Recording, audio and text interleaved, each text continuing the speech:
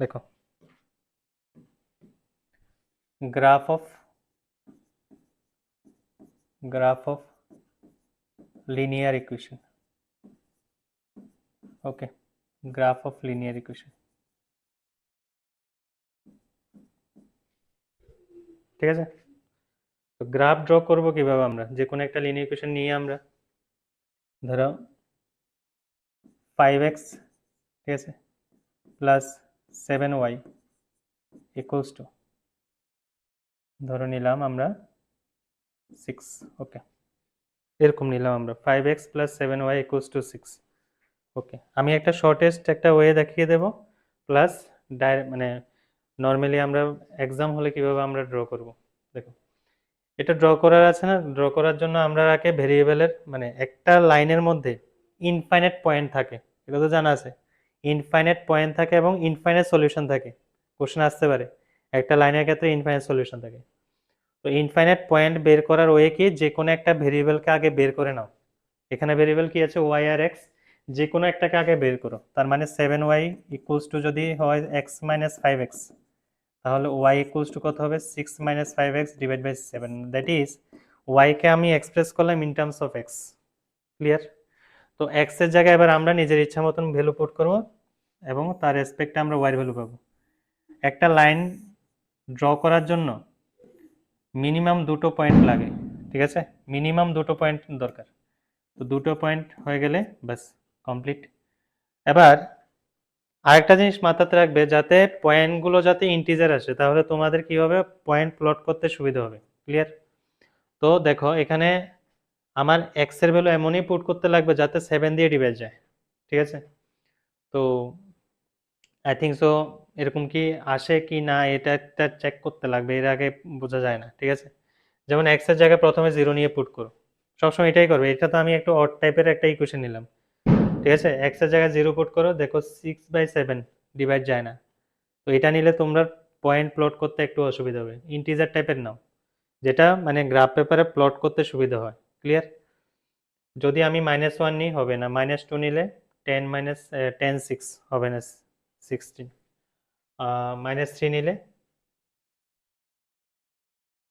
হ্যাঁ -3 নিলে হয়। দেখো এক্স এর ভ্যালু যদি আমি -3 নিই, -3 নিলে কত আসে দেখো, 3 5 আর 15, 15 প্লাস 6 কত হবে 21, 3 7 আর 21, দ্যাট ইজ -3,3।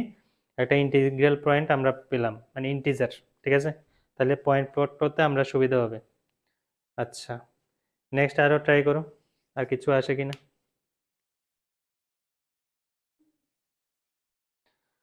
শুধু 2 নিলে 10 মাইনাস 6 -4 হবে না। 3 নিলে 15 মাইনাস 6 হবে না। 4 নিলে 20 মাইনাস 6 হবে না। 5 নিলে 25 মাইনাস 6 হবে না। 6 নিলে 30 মাইনাস 6 হবে না।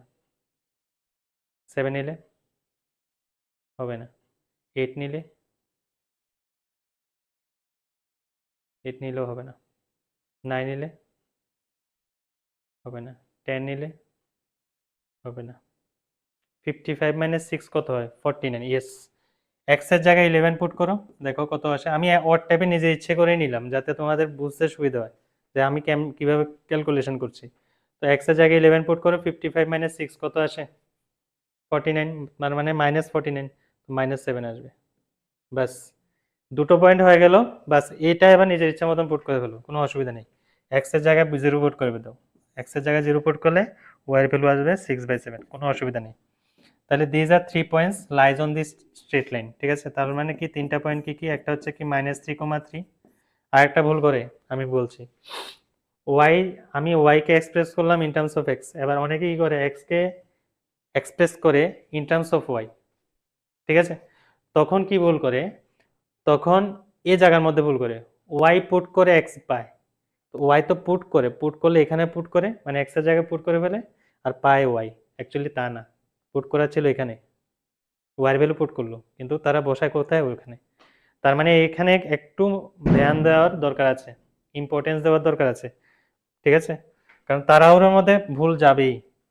তো ক্যাপিটাল বি ইকুয়ালস টু কত হবে, মানে পয়েন্টটা কি হবে 11, -7, এবং সি পয়েন্টটা হবে 0,6/7। তো দ্যাট ইজ আমরা 3টা পয়েন্ট পেয়ে গেলাম। দেন এবার আমরা ড্র করে ফেলো বাস। গ্রাফ পেপারে তো প্লট করে জানো, করলে কত হবে -3,3 -3,3 ক্লিয়ার একটা। আরেকটা হচ্ছে 11, -7 1 2 3 4 5 6 7 8 9 10 11 1 2 3 4 ধরো এখানে, ঠিক আছে। তো এখানে যদি হয় ধরো এই হচ্ছে লাইনটা, ক্লিয়ার এরকম।